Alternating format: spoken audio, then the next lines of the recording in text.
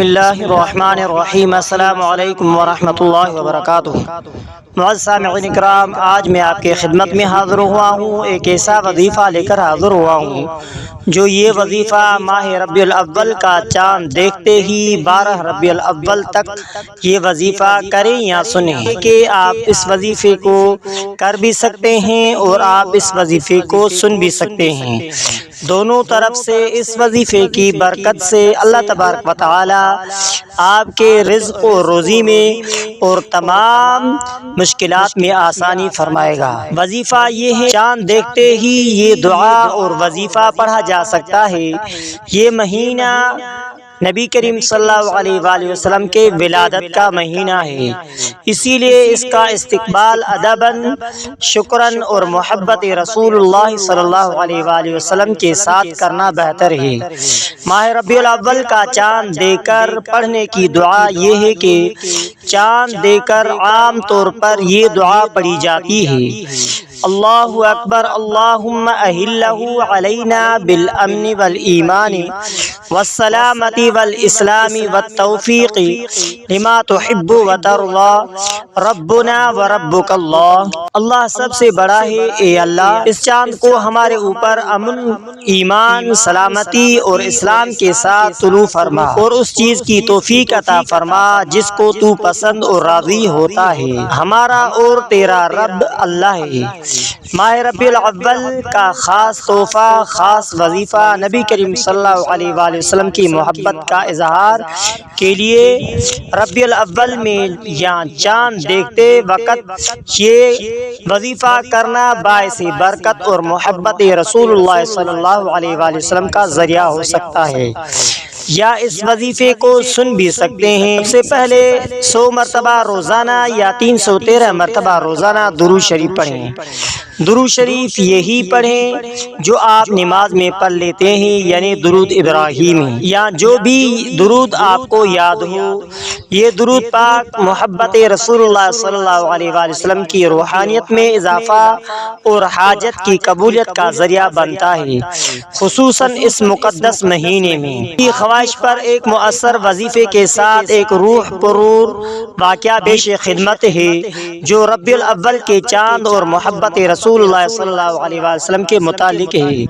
یہ واقعہ نہ صرف ایمان کو تازہ کرتا ہے بلکہ اس مہینے کی روحانیت کو سمجھنے میں بھی مدد دیتا ہے۔ ربیع الاول کے چاند کا وظیفہ محبت رسول اللہ صلی اللہ علیہ وآلہ وسلم کے لیے: جب ربیع الاول کا چاند دیکھیں تو چاند کی طرف دیکھ کر 3 بار یہ درود پڑھیں: صلی اللہ علی سیدنا محمد وآلہ وسلم۔ پھر یہ دعا پڑھیں اپنی نیت کے مطابق۔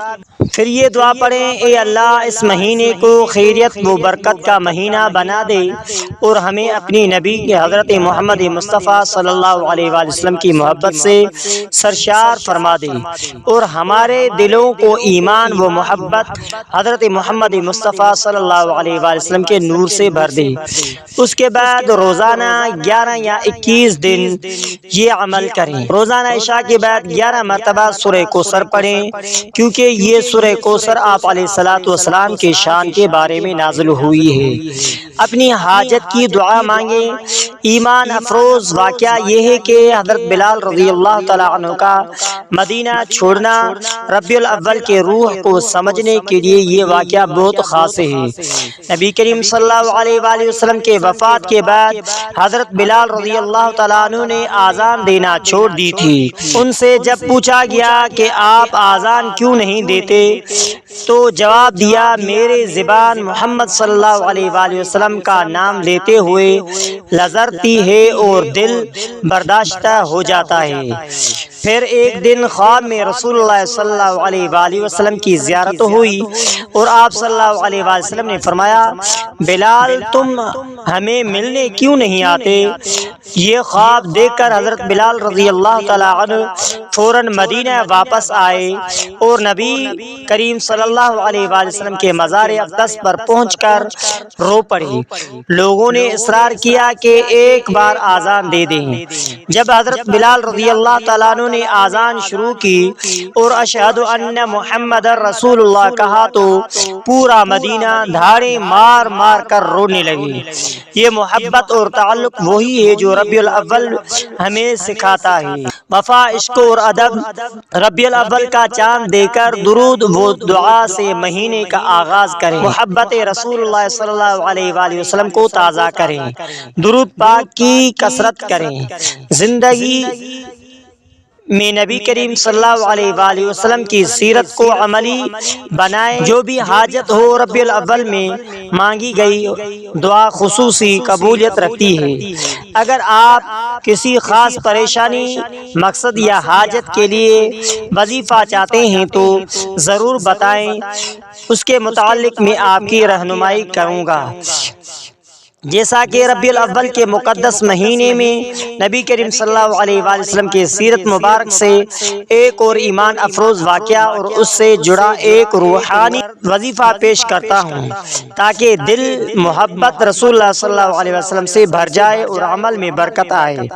واقعہ ربیع الاول کے مہینے سے نہیں جڑا ہوا، لیکن نبی کریم صلی اللہ علیہ وآلہ وسلم کے محبت، برداشت اور رحمت کا ہے بے مثال نمونہ ہے جو ہمیں ربیع الاول میں خاص طور پر یاد کرنا چاہیے۔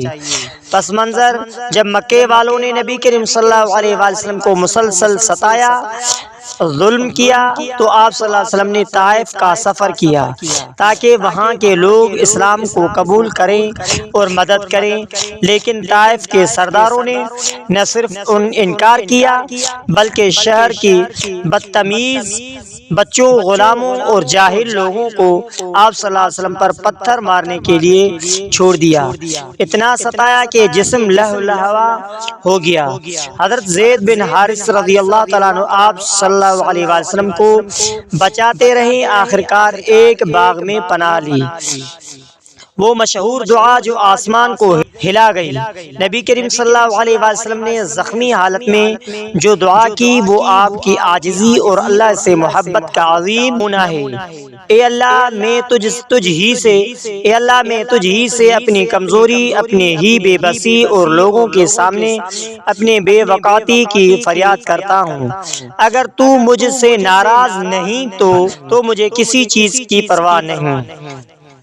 اسی وقت حضرت جبرائیل علیہ السلام نازل ہوئے اور عرض کیا، یا رسول اللہ صلی اللہ علیہ وآلہ وسلم، اللہ نے آپ کی فریاد سنی، اگر آپ حکم دے تو ان پہاڑوں کے درمیان اہل طائف کو پیس دیا جائے۔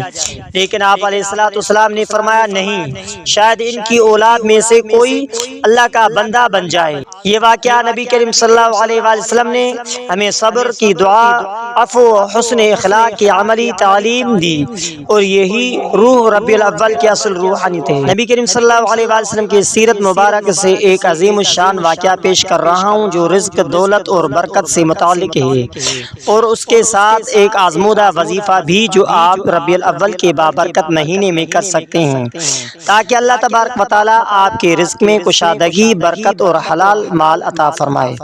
واقعہ حضرت عبد الرحمن بن عوف رضی اللہ تعالیٰ عنہ کا رزق میں کمال اضافہ۔ جب حضرت عبد الرحمن بن عوف مدینہ ہجرت کر کے پہنچے تو ان کے پاس کچھ بھی نہیں تھا، نہ مال، نہ دولت، نہ گھر۔ نبی کریم صلی اللہ علیہ وآلہ وسلم نے ان کا بھائی چارہ مواخات حضرت سعد بن ربیع رضی اللہ تعالیٰ عنہ سے کرایا۔ سعد رضی اللہ تعالیٰ عنہ بہت مالدار تھے۔ انہوں نے کہا، عبد الرحمن، میرے پاس مال، گھر اور سب کچھ ہے، آدھا تم لے لو۔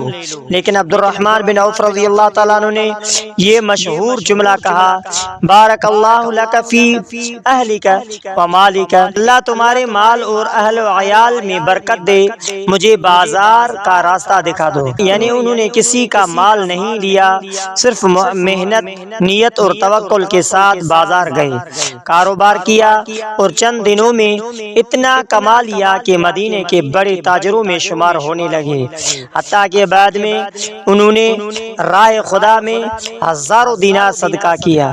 ربیع الاول کے لیے رزق، دولت کا وظیفہ، عمل برائے کشادگی، رزق 21 دن یا پورا ربیع الاول کا یہ عمل ہے نماز فجر کے بعد سورہ واقعہ اگر ممکن ہو تو ایک بار بھی بہت ہے، 100 بار یہ اسم مبارک پڑھیں، یا وہاب یا وہاب اے عطا کرنے والا۔ پھر یہ دعا دل سے پڑھیں، اللہم اکفنی بحلالک عن حرامک واغننی بفضلک من سواک۔ اے اللہ مجھے اپنی حلال سے کفایت عطا فرما اور اپنے فضل سے مجھے دوسروں سے بے نیاز کر دے۔ مغرب کے بعد 313 مرتبہ درود شریف پڑھیں، 11 مرتبہ سورہ الم نشرح پڑھیں، آخر میں اپنی حاجت رزق کی دعا کریں۔ انشاءاللہ کاروبار یا نوکری میں بندش ہو تو کھلتی ہے، قرضی اترنے لگتے ہیں، رزق میں اچانک اضافہ کی راہیں کھلتی ہے، دل سے حسد اور بے برکتی دور ہو جاتی ہے۔ آپ علیہ السلام نے فرمایا جو چاہے کہ اس کا رزق وسیع ہو اور عمر دراز ہو وہ صلہ رحمی کرے، یعنی رشتہ داروں سے اچھا سلوک کرے اور رزق میں بھی برکت ہوتی ہے۔ اگر کوئی آپ خاص مشکل مثلا قرض، نوکری یا کسی مسئلے کے کاروبار کی بندش یا حسد کے لیے وظیفہ کرنا چاہتے ہیں تو معزز سامعین کرام آپ مجھے بتائیں۔ آخر میں آپ سے ریکویسٹ ہے کہ اگر آپ نے ہمارے اسلامک وظائف ٹی وی چینل کو سبسکرائب نہیں کیا ہے تو آپ ہمارے اسلامک وظائف ٹی وی چینل کو سبسکرائب کر لیجئے اور بیل آئیکن والے بٹن پر کلک کریں۔ ہو سکے تو اس ویڈیو کو صدقہ جاریہ سمجھ کر شیئر کرنا مت بھولیے۔